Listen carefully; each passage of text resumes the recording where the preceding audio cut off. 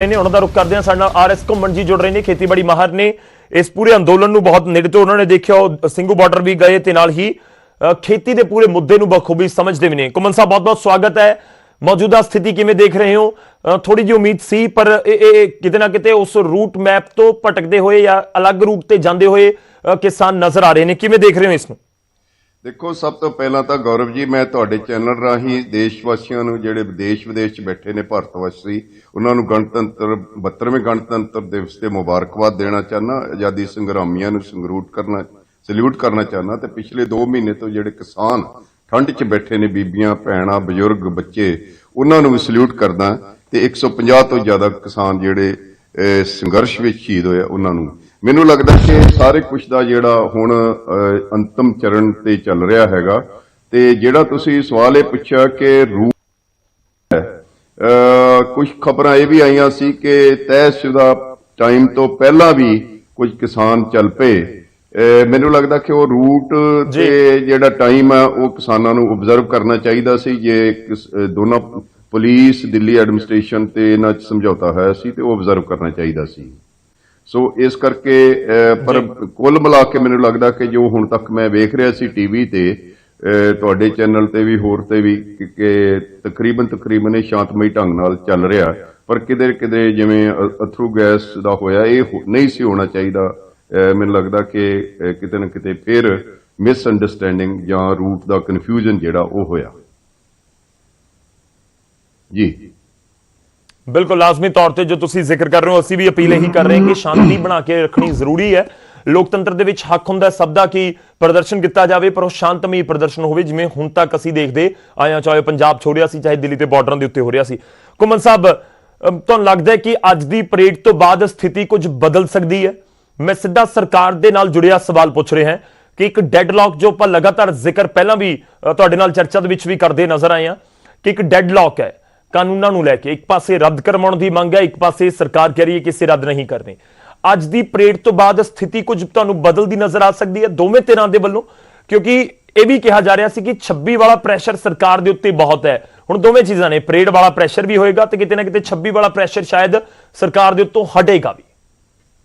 देखो, अज तो बाद ना तो 26 वाला प्रैशर सरकार ते रहना ते ना ही जी हिंदुस्तान नूं, पूरी दुनिया नूं ਇਹ ਦਿਖਾ ਦਿੱਤਾ ਕਿ ਉਹ ਵੀ ਸ਼ਾਂਤਮਈ ਢੰਗ ਨਾਲ ਅੰਦੋਲਨ ਚਲਾ ਸਕਦੇ ਨੇ, ਸ਼ਾਂਤਮਈ ਢੰਗ ਨਾਲ ਪਰੇਡ ਵੀ ਕਰ ਸਕਦੇ ਨੇ।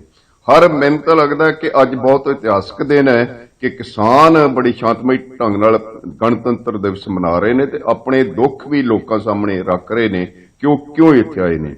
ਪਰ ਜਿਹੜਾ ਤੁਸੀਂ ਡੈਡਲੌਕ ਦੀ ਗੱਲ ਕੀਤੀ ਹੈ, ਇਹ ਮੈਨੂੰ ਲੱਗਦਾ ਕਿ ਫਿਰ ਵੀ ਗੱਲਬਾਤ ਰਾਹੀਂ ਹੋਣਾ ਪੈਣਾ, ਕਿਉਂਕਿ ਜਿਹੜੀ ਗਵਰਨਮੈਂਟ ਹੈ ਪਹਿਲਾਂ ਕਈ ਮਹੀਨੇ ਤਾਂ ਆਪਣੇ ਸਟੈਂਡ ਤੋਂ ਟਸ ਤੋਂ ਮਸ ਨਹੀਂ ਸੀ ਹੋ ਰਹੀ ਕਿ ਅਸੀਂ ਤਾਂ ਗੱਲ ਹੀ ਨਹੀਂ ਕਰਨੀ। ਜਦੋਂ ਅਕਤੂਬਰ 'ਚ ਗੱਲ ਕਰਨੀ ਸ਼ੁਰੂ ਕੀਤੀ ਤਾਂ ਹੌਲੀ ਹੌਲੀ ਕੁਝ ਸੋਧਾਂ ਤੇ ਗੱਲ ਆਈ, ਫਿਰ 1.5 ਸਾਲ ਸਸਪੈਂਡ ਕਰਨ ਤੇ ਗੱਲ ਆਈ। ਤੇ ਮੈਨੂੰ ਲੱਗਦਾ ਕਿ ਕਿਸਾਨਾਂ ਨੂੰ ਹੁਣ ਮੁੜ ਅੱਜ ਦੀ ਪਰੇਡ ਤੋਂ ਬਾਅਦ ਬੜੇ ਆਰਾਮ ਨਾਲ, ਠੰਡੇ ਦਿਮਾਗ ਨਾਲ ਸੋਚਣਾ ਚਾਹੀਦਾ ਹੈ ਕਿ ਜੇ ਸਰਕਾਰ ਇਹਨਾਂ ਥੱਲੇ ਕਲਾਈਮ ਡਾਊਨ ਕਰ ਗਈ ਹੈ ਤਾਂ ਉਹ ਇੱਕ ਅਜਿਹੀ ਕਮੇਟੀ ਬਣਵਾਉਣ ਜਿਹੜਾ ਬੇਸ਼ੱਕ 3 ਸਾਲ ਲੱਗ ਜਾਣ ਉਸ ਨੂੰ, ਔਰ ਉਹ ਸਾਰੇ ਨਾ ਕੇਵਲ ਇਹਨਾਂ ਕਾਨੂੰਨਾਂ ਨੂੰ ਸਗੋਂ ਸਮੁੱਚਾ ਜਿਹੜਾ ਹੈਗਾ ਕਿਸਾਨੀ ਦਾ ਸੰਕਟ ਹੈ, ਕਿਉਂਕਿ ਇਹਨਾਂ ਕਾਨੂੰਨਾਂ ਨੇ ਕਿਸਾਨੀ ਸੰਕਟ ਹੋਰ ਵਧਾਉਣਾ ਹੈਗਾ, ਘਟਾਉਣਾ ਨਹੀਂ। ਜਿਵੇਂ ਸਰਕਾਰ ਕਹਿ ਰਹੀ, ਮੈਂ ਸਰਕਾਰ ਦੇ ਇਸ ਦਲੀਲ ਨਾਲ ਸਹਿਮਤ ਨਹੀਂ ਹਾਂ ਕਿ ਕਿਸਾਨੀ ਸੰਕਟ ਘਟਾਏਗਾ ਜਾਂ ਆਮਦਨ ਵਧਾਏਗੀ, ਸਗੋਂ ਇਹ ਕਾਨੂੰਨ ਕਿਸਾਨੀ ਸੰਕਟ ਨੂੰ ਵਧਾਉਣਗੇ। ਮੈਂ ਸ਼ਾਇਦ ਲਿਖਿਆ ਵੀ ਕਿਸੇ ਅਖਬਾਰ 'ਚ ਅਪੀਅਰ ਵੀ ਹੋਇਆ ਹੋਵੇ, ਮੈਂ ਪਹਿਲੇ ਤੁਹਾਡੇ ਚੈਨਲ ਤੋਂ ਵੀ ਕਿਹਾ ਕਿ ਇਹਨੂੰ 2-3 ਸਾਲਾਂ ਲਈ ਸਸਪੈਂਡ ਕਰਕੇ ਇਹ ਕਹੇ ਸਰਕਾਰ ਕਿ ਅਸੀਂ ਇਹਨਾਂ ਕਾਨੂੰਨਾਂ ਤੋਂ ਜਿਹੜੇ ਆ ਉਹ ਉਦੋਂ ਇਹ ਕੁਝ ਲਿਆਵਾਂਗੇ ਜਦੋਂ ਇਹ ਜਿਹੜੀ ਕਮੇਟੀ ਹੈ ਕਿਸਾਨਾਂ ਦੀ, ਮੈਂ ਅੱਜ ਤੁਹਾਡੇ ਚੈਨਲ ਤੋਂ ਕਿਸਾਨਾਂ ਨੂੰ ਵੀ ਸਲਾਹ ਦੇਣੀ ਚਾਹੁੰਦਾ ਕਿ ਉਹ ਇੱਕ ਅਜਿਹੀ ਕਮੇਟੀ ਬਣਵਾਉਣ ਜਿਹਦੇ ਵਿੱਚ ਘੱਟੋ ਘੱਟ ਅੱਧੀ ਗਿਣਤੀ ਜਿਹੜੀ ਹੈ ਮੈਂਬਰਾਂ ਦੀ ਕਿਸਾਨ ਤੇ ਕਿਸਾਨਾਂ ਦੇ ਐਕਸਪਰਟਸ ਹੋਣ, ਕਿਸਾਨ ਆਪਣੇ ਐਕਸਪਰਟਸ ਦੇ ਨਾਂ ਦੇਣ ਔਰ ਇਹਨੂੰ ਕਹਿਣ ਕਿ ਅਸੀਂ ਤਾਂ 3 ਸਾਲ ਤੱਕ ਜਾਂ ਜਦੋਂ ਤੱਕ ਕਮੇਟੀ ਫੈਸਲਾ ਨਹੀਂ ਕਰਦੀ, ਜੋ ਫੈਸਲਾ ਕਮੇਟੀ ਕਰੇਗੀ 2/3 ਮੈਜੋਰਿਟੀ ਨਾਲ ਮੰਨਿਆ ਜਾਏਗਾ, ਸਿੰਪਲ ਮੈਜੋਰਿਟੀ ਨਾਲ ਨਹੀਂ।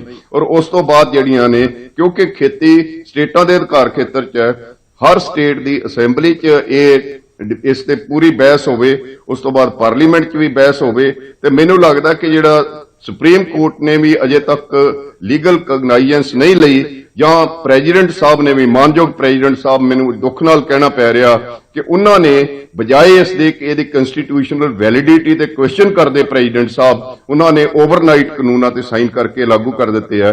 ਕਿਤੇ ਨਾ ਕਿਤੇ ਇਹ ਪ੍ਰੈਜ਼ੀਡੈਂਟ ਦੀ ਜਿਹੜੀ ਰੁਤਬਾ ਹੈ ਉਸ ਤੇ ਵੀ ਕੁਐਸਚਨ ਮਾਰਕ ਲੱਗਦੇ ਨੇ, ਔਰ ਸੁਪਰੀਮ ਕੋਰਟ ਤੇ ਵੀ ਕੁਐਸਚਨ ਮਾਰਕ ਲੱਗਦੇ ਨੇ, ਤੇ ਸਾਰੇ ਦੇਸ਼ ਦੀਆਂ ਜਿਹੜੇ ਇੰਸਟੀਟਿਊਸ਼ਨਸ ਨੇ ਜਿਨ੍ਹਾਂ ਨੇ ਰੂਲ ਆਫ ਦਾ ਗੇਮ ਬਣਾਉਣੇ ਨੇ ਉਹ ਸਾਰਿਆਂ ਤੇ ਕੁਐਸਚਨ ਮਾਰਕ ਲੱਗਦੇ ਨੇ। ਔਰ ਕੋਈ ਕੰਟਰੀ ਜਿਹੜਾ ਉਹ ਰੂਲ ਆਫ ਦਾ ਗੇਮ ਤੋਂ ਬਿਨਾਂ ਨਹੀਂ ਚੱਲ ਸਕਦਾ ਹੈ, ਔਰ ਨਾ ਹੀ ਇੰਸਟੀਟਿਊਸ਼ਨਸ ਜਿਹੜੀਆਂ ਨੇ ਜੇ ਉਹਨਾਂ ਦੀ ਜਿਹੜਾ ਪ੍ਰਭਾਵ ਘਟੇਗਾ ਜਾਂ ਲੋਕਾਂ ਦੇ ਮਨਾਂ 'ਚ ਉਹਨਾਂ ਪ੍ਰਤੀ ਕੋਈ ਸ਼ੰਕੇ ਜ਼ਾਹਰ ਹੋਣਗੇ ਤਾਂ ਬੜੀ ਸੀਰੀਅਸ ਕੰਡੀਸ਼ਨ ਹੈ। ਔਰ ਮੈਂ ਫਿਰ ਵੀ ਕਹਿਣਾ ਕਿ ਸਰਕਾਰ ਦੀ ਜ਼ਿੰਮੇਵਾਰੀ ਕਿਸਾਨਾਂ ਤੋਂ ਕਿਤੇ ਜ਼ਿਆਦਾ ਹੈ, ਕਿਉਂਕਿ ਸਰਕਾਰ ਨੂੰ ਚਾਹੀਦਾ ਹੈ ਕਿ ਜੇ ਇਸ ਕਿਸਮ ਦੀ ਕੋਈ ਬੇਜੇਦੀ ਨੇ ਤਾਂ ਫਿਰ ਮੈਨੂੰ ਲੱਗਦਾ ਕਿ ਰਿਪੀਲ ਕਰਨ 'ਚ ਵੀ ਕੋਈ ਹਰਜ ਨਹੀਂ, ਜਾਂ ਇੱਕ ਚੀਜ਼ ਹੋਰ ਕਿਸਾਨਾਂ ਨੂੰ ਜਿਹੜੀ ਕਰਵਾਉਣੀ ਚਾਹੀਦੀ ਹੈ ਇਹਦੇ ਨਾਲ, ਕਿ ਉਹ ਕਹਿਣ ਕਿ MSP ਲੀਗਲ ਕਰੋ 23 ਫਸਲਾਂ ਤੇ, ਔਰ ਸਾਰੇ ਉਸ ਤੇ ਪ੍ਰੋਕਿਉਰਮੈਂਟ ਜਿਹੜੀ ਹੈ ਉਹ ਯਕੀਨੀ ਬਣਾਓ, ਤੇ ਫਿਰ ਉਸ ਤੋਂ ਬਾਅਦ ਅਗਲੀ ਗੱਲ ਜਿਹੜੀ ਹੈ ਉਹ ਕਰਾਂਗੇ। ਮੈਨੂੰ ਲੱਗਦਾ ਇਸ ਕਿਸਮ ਦਾ ਕੋਈ ਸੋਲੂਸ਼ਨ ਜਿਹੜਾ ਉਹ ਲੱਭਣ ਦੀ ਕੋਸ਼ਿਸ਼ ਕਰਨੀ ਚਾਹੀਦੀ ਹੈ। ਸਰ ਮੈਂ ਤੁਹਾਡੇ ਜਵਾਬ ਦੇ ਵਿੱਚ ਇੱਕ ਹੋਰ ਸਵਾਲ ਪੁੱਛ ਲਵਾਂ। ਤੁਹਾਨੂੰ ਲੱਗਦਾ ਹੈ ਕਿ ਪ੍ਰਪੋਜ਼ਲ ਦੇ ਉੱਤੇ ਮੁੜ ਤੋਂ ਵਿਚਾਰ ਕਰ ਲੈਣਾ ਚਾਹੀਦਾ ਕਿਸਾਨ ਜਥੇਬੰਦੀਆਂ ਨੂੰ, ਜੋ ਤੁਸੀਂ ਜ਼ਿਕਰ ਕਰ ਰਹੇ ਹੋ, ਕਿਉਂਕਿ 1.5 ਸਾਲ ਦਾ ਸਰਕਾਰ ਨੇ ਕਹਿ ਦਿੱਤਾ, ਇਹ ਵੀ ਕਿਆਸ ਲੱਗ ਰਹੀ ਸੀ ਕਿ ਕਿਸਾਨ ਜਾ ਕੇ ਜੇਕਰ ਕਹਿਣਗੇ ਕਿ ਨਹੀਂ ਜੀ ਸਾਨੂੰ 1.5 ਸਾਲ ਮਨਜ਼ੂਰ ਨਹੀਂ, 2 ਸਾਲ 2.5 ਸਾਲ ਜਾਂ 3 ਸਾਲ, ਤਾਂ ਉਸ ਦੇ ਉੱਤੇ ਵੀ ਸਹਿਮਤੀ ਜਤਾਈ ਜਾ ਸਕਦੀ ਹੈ। ਹਾਲਾਂਕਿ ਸਰਕਾਰ ਨੇ ਇਸ ਦੇ ਉੱਤੇ ਕੁਝ ਨਹੀਂ ਕਿਹਾ। ਤੁਹਾਨੂੰ ਲੱਗਦਾ ਹੈ ਕਿ ਮੁੜ ਤੋਂ ਵਿਚਾਰ ਕਿਸਾਨ ਜਥੇਬੰਦੀਆਂ ਨੂੰ ਕਰ ਲੈਣਾ ਚਾਹੀਦਾ ਹੈ ਕਿ ਠੀਕ ਹੈ ਕਿ 2.5 ਸਾਲ 2 ਸਾਲ 3 ਸਾਲ ਜੋ ਵੀ ਉਹ ਮੰਗ ਰੱਖਦੇ ਨੇ, ਸਮਾਂ ਬਹੁਤ ਲੰਬਾ ਪੀਰੀਅਡ ਹੁੰਦਾ, ਇਸ ਦੇ ਵਿੱਚ ਬਹੁਤ ਸਾਰੀਆਂ ਚੀਜ਼ਾਂ, ਦੁਨੀਆ ਬਦਲ ਜਾਂਦੀ ਹੈ ਕਿਹਾ ਜਾਂਦਾ। ਮੈਨੂੰ ਲੱਗਦਾ ਹੈ ਕਿ ਸਰਕਾਰ ਜਿਹੜੀ ਹੈ ਉਸ ਨੇ ਆਪਣੀ ਪ੍ਰਪੋਜ਼ਲ ਜਿਹੜੀ 22 ਤਰੀਕ ਵਾਲੀ ਮੀਟਿੰਗ 'ਚ ਬੜੇ ਸਪਸ਼ਟ ਰੂਪ 'ਚ ਦੇ ਦਿੱਤੀ ਕਿ ਇਸ ਤੋਂ ਵੱਧ ਸਾਡੇ ਕੋਲ ਕੁਝ ਨਹੀਂ ਦੇਣ ਲਈ। ਇਸ ਹੁਣ ਬਾਲ ਜਿਹੜੀ ਆ ਕਿਸਾਨਾਂ ਦੀ ਕੋਰਟ 'ਚ ਹੈ, ਕਿਸਾਨਾਂ ਨੇ ਫੈਸਲਾ ਕਰਨਾ ਹੈ ਕਿ ਇਸ ਪ੍ਰਪੋਜ਼ਲ ਨੂੰ ਕਿਵੇਂ ਲੈਣਾ। ਕਿਸਾਨ ਆਪਣੀਆਂ ਨਾਲ ਪ੍ਰਪੋਜ਼ਲ ਜਿਹੜੀ ਆਲਟਰਨੇਟ ਪ੍ਰਪੋਜ਼ਲ ਹੈ ਉਹ ਦੇ ਸਕਦੇ ਨੇ ਕਿ ਸਾਨੂੰ ਤਾਂ ਆਹ ਕਰਨਾ ਚਾਹੀਦਾ, ਲੈਸ ਆਫ ਜੇ ਰਿਪੀਲ ਹੈ। ਮੈਂ ਦੇਖੋ ਪਹਿਲੀ ਮੰਗ ਤਾਂ ਮੈਂ ਤਾਂ ਆਪ ਇਹਨਾਂ ਕਾਨੂੰਨਾਂ ਦੇ ਰਿਪੀਲ ਦੇ ਹੱਕ 'ਚ ਹੀ ਹਾਂ, ਪਰ ਦੇਖੋ ਡੈਮੋਕ੍ਰੇਸੀ ਦੇ ਵਿੱਚ ਹਰ ਮਸਲਾ ਜਿਹੜਾ ਗੱਲਬਾਤ ਰਾਹੀਂ ਹੱਲ ਹੁੰਦਾ, ਤੇ ਜਿਹੜਾ ਤੁਸੀਂ ਕਹਿ ਰਹੇ ਕਿ ਵਿਚਾਰ ਹੋ ਸਕਦੀ ਹੈ, ਵਿਚਾਰ ਕਰਨ ਦੀ ਆਸ ਜਾਂ ਸਕੋਪ ਕਦੇ ਵੀ ਨਹੀਂ ਛੱਡਣੀ ਚਾਹੀਦੀ। ਹਮੇਸ਼ਾ ਸਕੋਪ ਹੁੰਦਾ ਵਿਚਾਰ ਕਰਨ ਦਾ, ਹਮੇਸ਼ਾ ਆਸ ਹੁੰਦੀ ਹੈ। ਔਰ ਮੈਨੂੰ ਲੱਗਦਾ ਕਿ ਕਿਸਾਨ ਲੀਡਰਸ਼ਿਪ ਨੂੰ ਦੁਬਾਰਾ ਆਪਣੀ ਸੰਜੀਦਾ ਮੀਟਿੰਗ ਕਰਕੇ 1 ਦਿਨ 2 ਦਿਨ ਅੱਜ ਤੋਂ ਬਾਅਦ ਜਦੋਂ ਵੀ ਉਹਨਾਂ ਨੂੰ ਠੀਕ ਲੱਗੇ ਮੈਰਾਥਨ ਮੀਟਿੰਗ ਕਰਕੇ ਇਸ ਤੇ ਆਪਣੀ ਸਮਝ ਬਣਾ ਕੇ ਆਲਟਰਨੇਟ ਪ੍ਰਪੋਜ਼ਲ ਜਿਹੜੀ ਹੈ ਉਹ ਸਰਕਾਰ ਨੂੰ ਦੇਣੀ ਚਾਹੀਦੀ ਹੈ, ਤਾਂ ਕਿ ਸਰਕਾਰ ਇਹ ਨਾ ਕਹਿ ਸਕੇ ਕਿ ਅਸੀਂ ਤਾਂ ਦੇਖੋ ਸਾਰਾ ਕੁਝ ਕਰਨ ਨੂੰ ਤਿਆਰ ਸੀ ਪਰ ਇਹ ਮੰਨ ਨਹੀਂ ਰਹੇ। ਸੋ ਮੈਨੂੰ ਲੱਗਦਾ ਇਸ ਕਿਸਮ ਦਾ ਇੰਪ੍ਰੈਸ਼ਨ ਵੀ ਨਹੀਂ ਜਾਣਾ ਚਾਹੀਦਾ। ਹੁਣ ਤੱਕ ਪਬਲਿਕ ਓਪੀਨੀਅਨ ਤੇ ਹਿੰਦੁਸਤਾਨ ਦੇ ਹਰ ਵਰਗ ਤੋਂ ਬਾਹਰੋਂ ਵੀ ਇਹਨਾਂ ਨੂੰ ਸਪੋਰਟ ਕਿਸਾਨਾਂ ਨੂੰ ਮਿਲ ਰਹੀ ਹੈ, ਤੇ ਉਹ ਸਪੋਰਟ ਨੂੰ ਜਿਹੜੀ ਹੈ ਮੈਨੂੰ ਲੱਗਦਾ ਬਰਕਰਾਰ ਰੱਖ ਕੇ ਕਿਸਾਨਾਂ ਨੂੰ ਕੋਈ ਸੰਜੀਦਾ ਆਪਣਾ ਆਲਟਰਨੇਟ ਪ੍ਰਪੋਜ਼ਲ ਜਿਹੜੀ ਹੈ ਉਹ ਦੇਣੀ ਚਾਹੀਦੀ ਹੈ। ਠੀਕ ਹੈ ਸਰ, ਮੈਂ ਤੁਹਾਡੇ ਕੋਲ ਵਾਪਸ ਆਵਾਂਗਾ। ਤਸਵੀਰਾਂ ਇੱਕ ਵਾਰ ਫਿਰ ਤੋਂ ਦਿਖਾ ਦਈਏ। ਥੋੜਾ ਜਿਹਾ ਮਾਹੌਲ ਜਿਹੜਾ ਉਹ ਗਰਮਾਉਂਦਾ ਹੋਇਆ ਵੀ ਨਜ਼ਰ ਉੱਥੇ ਆ ਰਿਹਾ ਹੈ, ਤੇ ਉਹ ਤਸਵੀਰਾਂ ਵੀ ਅਸੀਂ ਤੁਹਾਡੇ ਤੱਕ ਪਹੁੰਚਾ ਰਹੇ ਹਾਂ। ਕੋਸ਼ਿਸ਼ ਇਹੀ ਹੈ ਕਿ ਹਰ ਇੱਕ ਤਸਵੀਰ, ਹਰ ਇੱਕ ਅਪਡੇਟ ਤੁਹਾਡੇ ਤੱਕ ਪਹੁੰਚ ਸਕੇ। ਸਾਡੀ ਕੋਸ਼ਿਸ਼ ਇਹ ਵੀ ਹੈ ਕਿ ਸਰਕਾਰ ਇਸ ਸਮੇਂ ਕੀ ਕਹਿ ਰਹੀ ਹੈ, ਕਿਸਾਨ ਜਥੇਬੰਦੀਆਂ ਇਸ ਸਮੇਂ ਕੀ ਕਹਿ ਰਹੀਆਂ ਨੇ, ਜਾਂ ਕਿਸ ਤਰੀਕੇ ਦਾ ਇਸ ਸਮੇਂ ਮਾਹੌਲ ਨਜ਼ਰ ਆ ਰਿਹਾ ਹੈ, ਉਹ ਵੀ ਤੁਹਾਡੇ ਤੱਕ ਪਹੁੰਚ ਸਕੇ। ਇਸ ਸਭ ਦੇ ਵਿਚਾਲੇ ਸਿਆਸੀ ਬਿਆਨ ਵੀ ਲਗਾਤਾਰ ਆ ਰਹੇ ਨੇ। ਮੁੱਖ ਮੰਤਰੀ ਕੈਪਟਨ ਅਮਰਿੰਦਰ ਸਿੰਘ ਦੇ ਵੱਲੋਂ ਇੱਕ ਬਿਆਨ ਜਾਰੀ ਕੀਤਾ ਗਿਆ ਤੇ ਉਹਨਾਂ ਨੇ ਕਿਹਾ ਕਿ ਰਿਪਬਲਿਕ ਡੇ ਦੇ ਮੌਕੇ ਦੇ ਉੱਤੇ ਉਹਨਾਂ ਦਾ ਦਿਲ ਕਿਸਾਨਾਂ ਦੇ ਨਾਲ ਹੈ, ਉਹ ਦਿਲ ਤੋਂ ਕਿਸਾਨਾਂ ਦੇ ਨਾਲ ਨੇ। ਹਾਲਾਂਕਿ ਉਹ ਕੇਂਦਰ ਦੀ ਸਰਕਾਰ ਦੇ ਉੱਤੇ ਵੀ ਨਿਸ਼ਾਨਾ ਸਾਧਦੇ ਨਜ਼ਰ ਆਏ। ਉਹਨਾਂ ਨੇ ਪ੍ਰਧਾਨ ਮੰਤਰੀ ਨੂੰ ਇੱਕ ਵਾਰ ਮੁੜ ਤੋਂ ਅਪੀਲ ਕੀਤੀ ਕਿ ਕਿਸਾਨਾਂ ਦੀਆਂ ਮੰਗਾਂ ਨੂੰ ਜਲਦ ਤੇ ਫੌਰਨ ਮੰਨ ਲੈਣਾ ਚਾਹੀਦਾ ਹੈ। ਮੁੱਖ ਮੰਤਰੀ ਕੈਪਟਨ ਅਮਰਿੰਦਰ ਸਿੰਘ ਅਪੀਲ ਕਰ ਰਹੇ ਨੇ। ਇਹ ਵੀ ਤੁਹਾਨੂੰ ਦੱਸ ਦਈਏ, ਨਿਸ਼ਾਨਾ ਸਾਧਦੇ ਹੋਏ ਕੇਂਦਰ ਦੀ ਸਰਕਾਰ ਦੇ ਉੱਤੇ ਮੁੱਖ ਮੰਤਰੀ ਪੰਜਾਬ ਨੇ ਇਹ ਕਿਹਾ ਹੈ ਕਿ ਸੈਂਟਰ ਦੀ ਇੱਕ ਕੋਸ਼ਿਸ਼ ਸੀ, ਯਾਨੀ ਕਿ ਕੇਂਦਰ ਸਰਕਾਰ ਦੀ ਇਹ ਕੋਸ਼ਿਸ਼ ਸੀ ਕਿ ਜਿਹੜੀ ਕਮੇਟੀ ਹੈ ਉਸ ਨੂੰ ਸਾਈਡ ਰੱਖਿਆ ਜਾਵੇ, ਪੰਜਾਬ ਨੂੰ ਉਸ ਤੋਂ ਸਾਈਡ ਰੱਖਿਆ ਜਾਵੇ, ਕਿਉਂਕਿ ਉਹਨਾਂ ਨੂੰ ਪਤਾ ਸੀ ਕਿ ਪੰਜਾਬ ਤੋਂ ਜਿਹੜੀਆਂ ਨੇ ਆਵਾਜ਼ਾਂ ਉਹ ਉੱਠ ਸਕਦੀਆਂ ਨੇ ਇਸ ਦੇ ਵਿਰੋਧ ਦੇ ਵਿੱਚ। ਖੈਰ ਇਹ ਸਿਆਸੀ ਬਿਆਨਬਾਜ਼ੀ ਹੈ, ਸਿਆਸੀ ਬਿਆਨਬਾਜ਼ੀ ਅੱਗੇ ਵੀ ਚੱਲਦੀ ਰਹਿੰਦੀ ਹੈ ਤੇ ਲਗਾਤਾਰ ਇੱਕ ਦੂਜੇ ਦੇ ਉੱਤੇ ਇਲਜ਼ਾਮ ਵੀ ਲਗਾ ਰਹੇ ਨੇ। ਕੁਝ ਨਿਹੰਗ ਸਿੰਘ ਵਧੇ ਹੋਏ ਨੇ, ਦੇਖੋ ਘੋੜਿਆਂ ਦੇ ਉੱਤੇ ਸਵਾਰ ਹੋ ਕੇ, ਹਾਲਾਂਕਿ ਇਹ ਸਿਰਫ ਟਰੈਕਟਰ ਪਰੇਡ ਸੀ, ਪਰ ਘੋੜਿਆਂ ਦੇ ਉੱਤੇ, 2 ਵੀਲਰਸ ਦੇ ਉੱਤੇ ਜਾਂ ਫਿਰ ਦੂਜੇ ਪਾਸੇ ਹੋਰ ਗੱਡੀਆਂ ਜਿਹੜੀਆਂ ਲੈ ਕੇ ਪਹੁੰਚੇ ਸੀ ਉਹਨਾਂ ਦੇ ਉੱਤੇ ਕਿਸਾਨ ਆਗੂ ਅੱਗੇ ਵਧਣ ਦੀ ਕੋਸ਼ਿਸ਼ ਕਰ ਰਹੇ ਨੇ। ਰਿਪਬਲਿਕ ਡੇ ਦਾ ਮੌਕਾ ਹੈ, ਰਿਪਬਲਿਕ ਡੇ ਦੇ ਮੌਕੇ ਦੇ ਉੱਤੇ ਦੋਵੇਂ ਚੀਜ਼ਾਂ ਬਹੁਤ ਅਹਿਮ ਹੁੰਦੀਆਂ ਨੇ ਕਿਉਂਕਿ ਰਿਪਬਲਿਕ ਡੇ ਯਾਨੀ ਕਿ ਗਣਤੰਤਰ ਦਿਵਸ ਦੇ ਮੌਕੇ ਦੇ ਉੱਤੇ ਪੂਰੇ ਦੇਸ਼ ਦੀਆਂ ਨਜ਼ਰਾਂ ਰਾਜਪਥ ਉੱਤੇ ਤਾਂ ਹਮੇਸ਼ਾ ਹੁੰਦੀਆਂ ਨੇ। ਹਰ ਕਿਸੇ ਨੂੰ ਜ਼ਿਹਨ ਦੇ ਵਿੱਚ ਹੈ ਕਿ ਹਰ ਵਾਰ ਉਹ ਚਾਹੇ ਜਿਹੜੇ ਸਾਡੇ ਦੇਸ਼ ਦੇ ਜਵਾਨ ਨੇ, ਵੱਖ-ਵੱਖ ਟੁਕੜੀਆਂ ਜਿਹੜੀਆਂ ਉੱਥੇ ਪਹੁੰਚਦੀਆਂ ਨੇ ਜਾਂ ਟੈਂਕ ਜਾਂ ਫਿਰ ਜਹਾਜ਼, ਉਹਨਾਂ ਦੀ ਪ੍ਰਦਰਸ਼ਨੀ ਹੁੰਦੀ ਹੈ। ਉਹ ਵੀ ਤਸਵੀਰਾਂ ਹਰ ਕਿਸੇ ਦੇ ਜ਼ਿਹਨ ਦੇ ਵਿੱਚ ਹੁੰਦੀਆਂ ਨੇ ਕਿ ਅੱਜ ਇੱਕ ਵਾਰ ਫਿਰ ਤੋਂ ਦੇਖਣ ਨੂੰ ਮਿਲਣਗੀਆਂ। ਸਾਡੇ ਦੇਸ਼ ਦੀ ਤਾਕਤ ਕਿੰਨੀ ਹੈ ਉਹ ਦੇਖਣ ਨੂੰ ਮਿਲੇਗੀ। ਤੇ ਦੂਜੇ ਪਾਸੇ ਜਿਹੜੇ ਉੱਥੇ ਝਾਕੀਆਂ ਕੱਢੀਆਂ ਜਾਂਦੀਆਂ ਨੇ ਵੱਖ-ਵੱਖ ਦਰਸਾਉਂਦੀਆਂ ਹੋਈਆਂ ਪੂਰੇ ਦੇਸ਼ ਨੂੰ। ਇਹ ਵੀ ਤੁਹਾਨੂੰ ਦੱਸ ਦਈਏ ਕਿ ਇਸ ਵਾਰ ਚੌਥੀ ਵਾਰ ਲਗਾਤਾਰ ਪੰਜਾਬ ਦੀ ਝਾਕੀ ਜਿਹੜੀ ਰਾਜਪਥ ਦੇ ਉੱਤੇ ਰਿਪਬਲਿਕ ਡੇ ਪਰੇਡ ਦੇ ਵਿੱਚ ਨਜ਼ਰ ਆਈ ਹੈ। ਆਮ ਤੌਰ ਤੇ 1-2 ਸਾਲ ਬਾਅਦ ਗੈਪ ਹੁੰਦਾ ਕਿਉਂਕਿ ਸਾਰੇ ਸੂਬਿਆਂ ਦੀਆਂ ਝਾਕੀਆਂ ਨਹੀਂ ਮੌਜੂਦ ਹੁੰਦੀਆਂ, ਇਸ ਕਰਕੇ ਵਾਰੀ-ਵਾਰੀ ਸਭ ਨੂੰ ਮੌਕਾ ਮਿਲਦਾ ਹੈ ਆਪਣੇ ਸਟੇਟ ਦੀ ਰਿਪਰੈਜ਼ੈਂਟੇਸ਼ਨ ਵਾਸਤੇ। ਪਰ ਪੰਜਾਬ ਦੀ ਝਾਕੀ ਲਗਾਤਾਰ ਚੌਥਾ ਤੇ ਪੰਜਾਬ ਦੀ ਝਾਕੀ ਇਹ ਚੌਥਾ ਸਾਲ ਹੈ ਲਗਾਤਾਰ ਜਦੋਂ ਰਾਜਪਥ ਦੇ ਉੱਤੇ ਨਜ਼ਰ ਆਈ ਹੋਵੇ। ਮੈਂ ਰਾਜਪਥ ਦੀ ਝਾਕੀ ਜਿਹੜੀ ਪੰਜਾਬ ਦੀ ਕੱਢੀ ਗਈ ਉਹ ਵੀ ਤੁਹਾਨੂੰ ਦਿਖਾ ਰਿਹਾ ਹਾਂ, ਤਸਵੀਰਾਂ ਵੀ ਤੁਹਾਨੂੰ ਦਿਖਾ ਰਿਹਾ। ਦੇਖੋ ਦੋਵੇਂ ਤਸਵੀਰਾਂ ਬਹੁਤ ਅਹਿਮ ਨੇ। ਜੈ ਜਵਾਨ ਜੈ ਕਿਸਾਨ ਦਾ ਨਾਰਾ ਪੂਰਾ ਦੇਸ਼ ਲਗਾਉਂਦਾ ਹੈ ਤੇ ਇਸ ਵਿਚਾਲੇ ਜ਼ਰੂਰ ਕੋਸ਼ਿਸ਼ ਹੈ ਕਿ ਇੱਕ ਪਾਸੇ ਜਵਾਨ ਜਿਹੜੇ ਦੇਸ਼ ਦੀ ਸਰਹੱਦਾਂ ਦੇ ਉੱਤੇ ਦੇਸ਼ ਦੀ ਰਾਖੀ ਕਰਦੇ ਨੇ, ਜਿਨ੍ਹਾਂ ਦੀ ਵਜ੍ਹਾ ਦੇ ਨਾਲ ਅਸੀਂ ਮਹਿਫੂਜ਼ ਹੁੰਦੇ ਹਾਂ ਆਪਣੇ ਘਰਾਂ ਦੇ ਵਿੱਚ, ਉਹ ਵੀ ਸਲਾਮਤ ਰਹਿਣ ਤੇ ਦੂਜੇ ਪਾਸੇ ਕਿਸਾਨ ਜੋ ਅੰਨਦਾਤਾ ਹੈ ਸਾਡੇ ਦੇਸ਼ ਦਾ ਉਹ ਵੀ ਸਲਾਮਤ ਰਹੇ ਤੇ ਉਹਨਾਂ ਦੀਆਂ ਮੰਗਾਂ ਜਿਹੜੀਆਂ ਜਾਇਜ਼ ਨੇ ਉਹਨਾਂ ਦੇ ਉੱਤੇ ਵੀ ਸਰਕਾਰ ਗੰਭੀਰਤਾ ਨਾਲ ਸੋਚੇ। ਕਹਿ ਰਹੇ ਤਸਵੀਰਾਂ ਤੁਹਾਨੂੰ ਦਿਖਾ ਰਿਹਾ ਰਾਜਪਥ ਤੋਂ ਪੰਜਾਬ ਦੀ ਝਾਕੀ ਦੀਆਂ। ਚੌਥਾ ਸਾਲ ਲਗਾਤਾਰ ਜਦੋਂ ਪੰਜਾਬ ਦੀ ਝਾਕੀ ਰਾਜਪਥ ਉੱਤੇ ਨਜ਼ਰ ਆਈ ਹੈ। ਇਸ ਵਾਰ 9ਵੇਂ ਗੁਰੂ ਤੇਗ ਬਹਾਦਰ ਜੀ ਦੇ ਪ੍ਰਕਾਸ਼ ਪੁਰਬ ਨੂੰ 400ਵੇਂ ਪ੍ਰਕਾਸ਼ ਪੁਰਬ ਨੂੰ ਇਹ ਸਮਰਪਿਤ ਹੈ।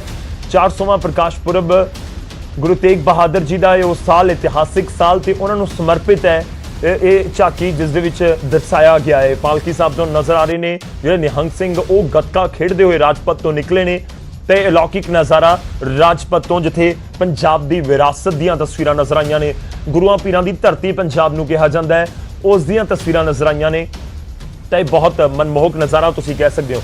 ਖੈਰ ਦੂਜੀਆਂ ਤਸਵੀਰਾਂ ਵੀ ਤੁਹਾਡੇ ਤੱਕ ਪਹੁੰਚਾਉਣੀਆਂ ਜ਼ਰੂਰੀ ਨੇ। ਇਸ ਸਮੇਂ ਇਹ ਤਸਵੀਰਾਂ ਅਸੀਂ ਤੁਹਾਨੂੰ ਵੱਖ-ਵੱਖ ਬਾਰਡਰਾਂ ਤੋਂ ਦਿਖਾ ਰਹੇ ਹਾਂ ਜਿੱਥੇ ਟਰੈਕਟਰ ਪਰੇਡ ਕੱਢੀ ਜਾ ਰਹੀ ਹੈ ਕਿਸਾਨ ਆਗੂਆਂ ਦੇ ਵੱਲੋਂ। ਇਹ ਟਰੈਕਟਰ ਪਰੇਡ ਦੀਆਂ ਤਸਵੀਰਾਂ ਜਿੱਥੇ ਕਿਸਾਨ ਆਗੂ ਅੱਗੇ ਵਧੇ ਨੇ। ਉਮੀਦ ਸਾਡੀ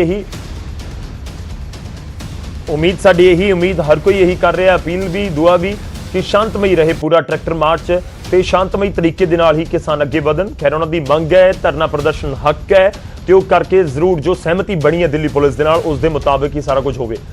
ਪਰ ਕੁਝ ਨਾ ਕੁਝ ਜਿਹੜੇ ਸ਼ਰਾਰਤੀ ਅੰਸਰ ਹੁੰਦੇ ਨੇ ਉਹਨਾਂ ਕਰਕੇ ਥੋੜਾ ਜਿਹਾ ਡਰ ਬਣਿਆ ਰਹਿੰਦਾ ਹੈ। ਸਾਡੇ ਨਾਲ ਆਰਐਸ ਘੁੰਮਣ ਜੀ ਲਗਾਤਾਰ ਜੁੜੇ ਹੋਏ ਨੇ। ਘੁੰਮਣ ਸਾਹਿਬ ਦੇਖੋ ਸ਼ਰਾਰਤੀ ਅੰਸਰਾਂ ਦਾ ਹਮੇਸ਼ਾ ਡਰ ਰਹਿੰਦਾ, ਤੁਹਾਨੂੰ ਲੱਗਦਾ ਹੈ ਕਿ ਕੰਟਰੋਲ ਕਰਨ ਦੇ ਵਿੱਚ ਕਿਸਾਨ ਆਗੂਆਂ ਦੀ ਬਹੁਤ ਵੱਡੀ ਭੂਮਿਕਾ ਹੈ ਤੇ ਉਹ ਕਿਸ ਤਰੀਕੇ ਨਾਲ ਇਸ ਸਮੇਂ ਕੰਟਰੋਲ ਕਰ ਰਹੇ ਹੋਣਗੇ ਬਹੁਤ ਇੰਪੋਰਟੈਂਟ ਹੋ ਜਾਂਦਾ ਹੈ ਕਿਉਂਕਿ ਸਵੇਰ ਦੀਆਂ ਤਸਵੀਰਾਂ ਅਸੀਂ ਆਪਣੇ ਦਰਸ਼ਕਾਂ ਤੱਕ ਪਹੁੰਚਾ ਵੀ ਰਹੇ ਹਾਂ, ਦਿਖਾ ਵੀ ਰਹੇ ਹਾਂ, ਖੁਦ ਵੀ ਦੇਖ ਰਹੇ ਹਾਂ ਤੇ ਲੱਗਦਾ ਹੈ ਕਿ ਜੇ 40 ਜਥੇਬੰਦੀਆਂ ਦੇ 40 ਆਗੂ ਨੇ ਜਾਂ ਫਿਰ ਉਹਨਾਂ ਦੇ ਅੱਗੇ ਵਲੰਟੀਅਰਸ 2-2 5-5 10-10 ਵੀ ਹੋਣ ਪਰ ਇੰਨੀ ਭੀੜ ਨੂੰ ਕੰਟਰੋਲ ਕਰਨਾ ਤੇ ਜੋ ਕੁਝ ਪੂਰਾ ਪਲਾਨ ਹੈ ਉਸ ਦੇ ਮੁਤਾਬਿਕ ਚੱਲਣਾ ਇੱਕ ਬਹੁਤ ਵੱਡਾ ਚੁਣੌਤੀ ਚੈਲੰਜ ਬਣ ਜਾਂਦਾ ਹੈ ਤੇ ਬਹੁਤ ਵੱਡਾ ਚੈਲੰਜ ਕਿਸਾਨ ਆਗੂਆਂ ਦੇ ਲਈ ਹੈ ਕਿਉਂਕਿ ਕਿਤੇ ਨਾ ਕਿਤੇ ਉਹਨਾਂ ਦੇ ਮੋਢਿਆਂ ਦੇ ਉੱਤੇ ਇਸ ਸਮੇਂ ਪੂਰੀ ਜ਼ਿੰਮੇਵਾਰੀ ਹੈ, ਉਹ ਚਾਹੇ ਦਿੱਲੀ ਪੁਲਿਸ ਦੇ ਨਾਲ ਗੱਲਬਾਤ ਹੋਵੇ ਜਾਂ ਫਿਰ ਸਰਕਾਰ ਦੇ ਨਾਲ ਗੱਲਬਾਤ ਹੋਵੇ, ਪੂਰਾ ਜਿਹੜਾ ਪ੍ਰਦਰਸ਼ਨਾਂ ਨੂੰ ਕੰਟਰੋਲ ਕਰਨ ਦੀ ਗੱਲਬਾਤ ਹੋਵੇ। ਦੇਖੋ ਗੌਰਵ ਜੀ ਏਦਾਂ ਹੈ ਕਿ ਕਿਸਾਨਾਂ ਜਿਹੜੀ ਲੀਡਰਸ਼ਿਪ ਹੈ ਉਹ ਤਾਂ ਡੇ 1 ਤੋਂ ਹੀ ਬੜੀ ਜ਼ਿੰਮੇਵਾਰੀ ਨਾਲ ਸੂਝ-ਬੂਝ ਨਾਲ ਸੰਜਮ ਚਲਾ ਰਹੇ ਨੇ ਸਾਰੀ ਐਜੀਟੇਸ਼ਨ ਔਰ ਮੈਨੂੰ ਪਿਛਲੇ 3 ਦਿਨਾਂ ਤੋਂ ਲਗਾਤਾਰ ਕਿਸਾਨ ਜਿਹੜੇ ਹੈ ਕਿਸਾਨ ਲੀਡਰਸ਼ਿਪ ਜਿਹੜੀ ਹੈ ਉਹ ਇਹ ਗਾਈਡਲਾਈਨਸ ਇਸ਼ੂ ਕਰ ਰਹੀ ਹੈ ਕਿ ਕੀ ਕਰਨਾ ਕੀ ਨਹੀਂ ਕਰਨਾ, ਕਦੋਂ ਐਂਟਰ ਹੋਣਾ ਕਦੋਂ ਨਹੀਂ ਹੋਣਾ। ਪਰ ਤੁਸੀਂ ਜਿਵੇਂ ਕਿਹਾ ਇਹ ਬਹੁਤ ਵੱਡੀ ਚੁਣੌਤੀ ਹੈ ਜਿੱਥੇ ਲੱਖਾਂ ਲੋਕ ਵਿੱਚ ਯੂਥ ਵੀ ਹੈ ਔਰ ਕਈ ਵਾਰੀ ਬਹੁਤ ਸਾਰੇ ਕਈ ਕਿਸਮ ਦਾ ਐਲੀਮੈਂਟ ਵੀ ਹੋ ਸਕਦਾ ਹੈ ਜਿਹੜਾ ਕਿ ਹੋ ਸਕਦਾ ਜਾਣਬੁੱਝ ਕੇ ਇਹਨੂੰ ਕੋਈ ਖਰਾਬ ਕਰਨਾ ਚਾਹੁੰਦਾ ਹੋਵੇ। ਸੋ ਚੈਲੰਜ ਤਾਂ ਇਹ ਹੈਗਾ ਹੀ ਹੈਗਾ ਪਰ ਇਸ ਦੇ ਨਾਲ ਜਿਹੜਾ ਦੂਸਰਾ ਜਿਹੜਾ ਇਹਦਾ ਇਤਿਹਾਸਕ ਪੱਖ ਉਹ ਬਹੁਤ ਇੰਪੋਰਟੈਂਟ ਹੈ ਕਿ 1907 ਦੇ ਵਿੱਚ ਪਗੜੀ ਸੰਭਾਲ ਜੱਟਾ ਲਹਿਰ ਜਿਹੜੀ ਹੈ ਉਹ ਸਰਦਾਰ ਭਗਤ ਸਿੰਘ ਦੇ ਚਾਚਾ ਜੀ ਔਰ ਪਿਤਾ ਜੀ ਉਹਨਾਂ ਤੇ ਹੋਰ ਲੋਕਾਂ ਨੇ ਚਲਾਈ ਸੀ ਤੇ ਉਸ ਵੇਲੇ ਵੀ ਕਾਲੇ ਕਾਨੂੰਨ ਜਿਹੜੇ ਆ 3 ਖੇਤੀ ਨਾਲ ਸੰਬੰਧਿਤ ਅੰਗਰੇਜ਼ ਸਰਕਾਰ ਨੇ ਜਿਹੜੇ ਉਹ ਕੀਤੇ ਸੀ ਤੇ ਲੋਕਾਂ ਨੂੰ ਲੱਗਦਾ ਸੀ ਕਿਸਾਨਾਂ ਨੂੰ ਕਿ ਸਾਡੀ ਜ਼ਮੀਨ ਚਲੇ ਜਾਏਗੀ, ਸਾਡਾ ਕਿੱਤਾ ਚਲ ਜਾਏਗਾ ਤੇ ਇੱਕ ਲੰਬੀ ਜਦੋਜਹਿਦ ਹੋਈ, ਪਗੜੀ ਸੰਭਾਲ ਜੱਟਾ ਲਹਿਰ ਉੱਥੇ ਸ਼ੁਰੂ ਹੋਈ ਔਰ ਉਸ ਤੋਂ ਬਾਅਦ ਸਰ ਛੋਟੂ ਰਾਮ ਦੇ ਜਿਹੜਾ 1934-5 ਚ ਕਾਨੂੰਨ ਵੀ ਆਏ ਉਹ ਸਾਰਾ ਇੱਕ ਇਤਿਹਾਸ ਹੈ। ਪਰ ਅੱਜ ਇਹ 113 ਸਾਲ ਬਾਅਦ ਅੱਜ ਫਿਰ ਉਹ ਇਤਿਹਾਸਕ ਦਿਨ ਜਿਹੜਾ ਉਹ ਰਚਿਆ ਜਾ ਰਿਹਾ ਹੈ। ਕਿਸਾਨ ਉਸੇ ਕਰਕੇ ਉਸੇ ਖਤਰੇ ਨੂੰ ਮਹਿਸੂਸ ਕਰਦੇ ਹੋਏ ਅੱਜ ਫੇਰ ਹੈ। ਇੱਕ ਗੱਲ ਮੈਂ ਹੋਰ ਤੁਹਾਡੇ ਚੈਨਲ ਤੋਂ ਜ਼ਰੂਰ ਕਹਿਣੀ ਚਾਹਾਂਗਾ ਕਿ 1991 ਤੋਂ ਲਗਾਤਾਰ ਰਾਦਰ ਪਾਰਸ਼ਲ ਜਿਹੜੀ ਰਿਫਾਰਮਸ ਹੈ ਉਹ 80 ਤੋਂ ਸ਼ੁਰੂ ਹੋ ਗਏ ਸੀ, ਪਰ 1991 ਤੋਂ ਲਗਾਤਾਰ ਜਿਹੜੇ ਰਿਫਾਰਮਸ ਕੀਤੇ ਜਾ ਰਹੇ ਨੇ ਉਹ ਸਾਰੇ ਦੇ ਸਾਰੇ ਕਿਸੇ ਨਾ ਕਿਸੇ ਰੂਪ 'ਚ ਮਜ਼ਦੂਰ ਦੇ ਉਲਟ ਹੈ, ਸ਼ਹਿਰੀ ਦੇ ਉਲਟ ਹੈ ਔਰ ਕਿਸੇ ਨਾ ਕਿਸੇ ਰੂਪ 'ਚ ਗਰੀਬਾਂ ਦੇ ਉਲਟ ਹੈ। ਹਾਲਾਂਕਿ ਜਿਹੜਾ ਦਿਖਾਵਾ ਇਹ ਕੀਤਾ ਜਾਂਦਾ ਕਿ ਗਰੀਬਾਂ ਲਈ ਅਸੀਂ ਆਹ ਕਰ ਰਹੇ ਹਾਂ, ਮਜ਼ਦੂਰਾਂ ਲਈ ਅਸੀਂ ਆਹ ਕਰ ਰਹੇ ਹਾਂ, ਪਰ ਜਿਹੜੇ ਕਾਨੂੰਨ ਪਾਸ ਕੀਤੇ ਜਾ ਰਹੇ ਉਹ ਉਸ ਦੇ ਉਲਟ ਹੈ। ਔਰ ਕਈ ਵਾਰੀ ਇੰਜ ਲੱਗਦਾ ਹੈ ਕਿ ਛੋਟੀ ਜਿਹੀ ਜਿਹੜੀ ਰਾਹਤ ਇਹਨਾਂ ਸੈਕਸ਼ਨਸ ਨੂੰ ਦੇ ਕੇ ਤੇ ਬਾਕੀ ਦਾ ਸਾਰਾ ਜਿਹੜਾ ਮਾਲ ਹੈ ਉਹ ਕਿਸੇ ਹੋਰ ਨੂੰ ਛਕਾ ਦਿੱਤਾ ਜਾਵੇ। ਇਹ ਦੋ ਤਿੰਨ ਗੱਲਾਂ ਮੈਂ ਜ਼ਰੂਰ ਹੁਣ ਬਰੀਫਲੀ ਇੱਕ ਲਾਈਨ 'ਚ ਕਹਿਣਾ ਚਾਹਾਂਗਾ। ਉਹ ਇਹ ਹੈ ਕਿ 2004 ਦੇ ਵਿੱਚ ਪੈਨਸ਼ਨ ਸਕੀਮ ਜਿਹੜੀ ਖਤਮ ਕਰ ਦਿੱਤੀ ਗਈ। ਫਿਰ ਅੱਜ ਕੱਲ ਰਿਵਾਜ ਇਹ ਹੋ ਗਿਆ ਕਿ ਕੰਟਰੈਕਟ ਤੇ ਨੌਕਰੀਆਂ ਜਿਹੜੀਆਂ ਦਿਓ, ਫਿਰ ਹੋ ਗਿਆ ਕਿ ਬੇਸਿਕ ਪੇ ਤੇ ਨੌਕਰੀਆਂ ਦਿਓ। ਇਹ ਕਿਸ ਕਿਸਮ ਦਾ ਵਰਤਾਰਾ ਹੈ ਕਿ ਅਸੀਂ ਹਰ ਗੱਲ ਜਿਹੜੀ ਆ ਉਹ ਕਾਰਪੋਰੇਟ ਬਿਜ਼ਨਸ ਦੇ ਹਿਸਾਬ ਨਾਲ ਚਲਾਵਾਂਗੇ ਜਾਂ ਲੋਕਾਂ ਦੀ ਜਿਹੜੀ ਇਸ ਵੇਲੇ ਸਭ ਤੋਂ ਵੱਡੀ ਪ੍ਰੋਬਲਮ ਗਰੀਬੀ ਹੈ, ਬੇਰੁਜ਼ਗਾਰੀ ਚਰਨਸ਼ੀਮਾਂ ਤੇ ਪਹੁੰਚੀ ਹੋਈ ਹੈ ਔਰ ਸਰਕਾਰ ਜਿਹੜੀ ਆ ਹੁਣ ਉਹਨੇ ਫੈਸਲਾ ਕਰ ਲਿਆ ਕਿ ਕੰਜ਼ੰਪਸ਼ਨ ਦਾ ਡੇਟਾ ਹੀ ਨਹੀਂ ਰਿਲੀਜ਼ ਕਰਨਾ, ਹੋਰ ਡੇਟਾ ਹੀ ਨਹੀਂ ਰਿਲੀਜ਼ ਕਰਨਾ। ਮੈਨੂੰ ਲੱਗਦਾ ਕਿ ਉਸ ਕਿਸਮ ਦੀ ਗੱਲ ਹੈ ਕਿ ਅੱਜ ਉਹ ਸਮਾਂ ਆ ਗਿਆ, ਲੋਕਾਂ ਨੂੰ ਲੱਗਣ ਲੱਗ ਗਿਆ ਕਿ ਜੋ ਸਾਡਾ ਬੁਰਾ ਹਾਲ ਪਿਛਲੇ ਕੋਈ 1991 ਤੋਂ ਬਾਅਦ ਲਗਾਤਾਰ ਹੋਇਆ ਔਰ ਇਹ ਸਰਕਾਰ ਦੇ ਆਉਣ ਨਾਲ ਉਹਦੀ ਸਪੀਡ ਵਧੀ ਹੈ, ਉਹ ਲੋਕਾਂ ਨੂੰ ਲੱਗ ਰਿਹਾ ਕਿ ਹੁਣ ਸਮਾਂ ਆ ਗਿਆ ਕਿ ਕਿਸਾਨਾਂ ਦਾ ਸਾਥ ਦਿਓ। ਇੱਥੇ ਮੈਂ ਜਰਮਨ ਪਾਦਰੀ ਜਿਹੜਾ ਮਾਰਟਨ ਨੀਲੋਮਰ ਹੈ ਉਹਦੀ ਗੱਲ ਜ਼ਰੂਰ ਕਰਨੀ ਚਾਹਾਂਗਾ।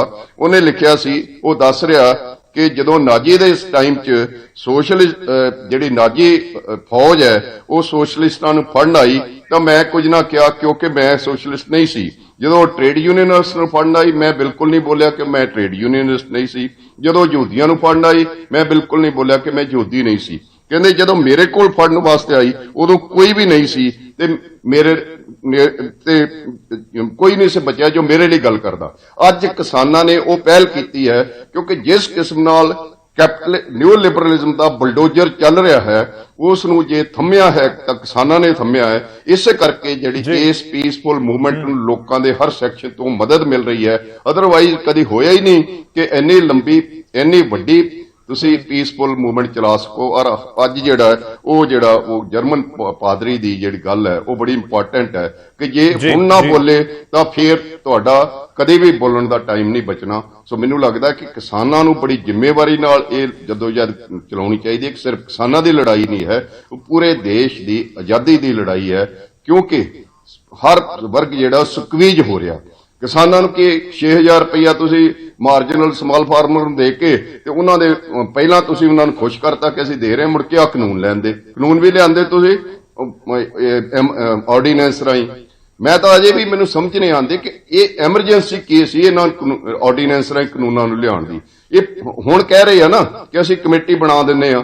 ਜੇ ਪਹਿਲਾਂ ਹੀ ਇਸ ਕਿਸਮ ਦੀ ਕੋਈ ਕਮੇਟੀ ਬਣਦੀ, ਪਹਿਲਾਂ ਹੀ ਸੋਚਦੇ ਕਿ ਭਾਈ ਇਹ ਜਿਹੜੇ ਪਹਿਲੇ ਦੋ ਕਾਨੂੰਨ ਤੇ ਆਊਟ ਐਂਡ ਆਊਟ ਜਿਹੜੇ ਆ ਟ੍ਰੇਡ ਨੂੰ ਛੱਡ ਕੇ ਉਹ ਸਟੇਟਾਂ ਦਾ ਅਧਿਕਾਰ ਖੇਤਰ ਹੈ, ਪਹਿਲਾਂ ਇਸ ਤੇ ਸਟੇਕ ਹੋਲਡਰਸ ਨਾਲ ਗੱਲਬਾਤ ਕਰਕੇ ਸਟੇਟਾਂ ਨਾਲ ਗੱਲਬਾਤ ਕਰਕੇ ਸਟੇਟਾਂ ਨੂੰ ਕਹਿੰਦੇ ਕਿ ਆਹ ਰਿਫਾਰਮ ਸਾਨੂੰ ਲੋੜ ਹੈ, ਜੇ ਸਟੇਟਾਂ ਚਾਹੁੰਦੀਆਂ ਤਾਂ ਕਰ ਲੈਣ। ਜੇ ਹਿੰਦੁਸਤਾਨ ਦੇ ਕੰਸਟੀਟਿਊਸ਼ਨ ਵਿੱਚ ਉਸ ਵੇਲੇ ਖੇਤੀ ਨੂੰ ਕੇਂਦਰ ਨੂੰ ਨਹੀਂ ਦਿੱਤਾ ਗਿਆ ਤਾਂ ਉਹਦਾ ਕੋਈ ਮਤਲਬ ਸੀ। ਤੇ ਅੱਜ ਕੇਂਦਰ ਨੇ ਵਿੰਗੇ ਟੇਢੇ ਢੰਗ ਨਾਲ ਖੇਤੀ ਨੂੰ ਆਪਣੇ ਹੇਠਾਂ ਲੈ ਲਿਆ। ਪਹਿਲਾਂ ਜੀਐਸਟੀ ਕਰਕੇ ਸਟੇਟਾਂ ਦੀ ਜਿਹੜੀ ਫਾਈਨੈਂਸ਼ੀਅਲ ਇਕਨੋਮੀ ਖੋਲੀ।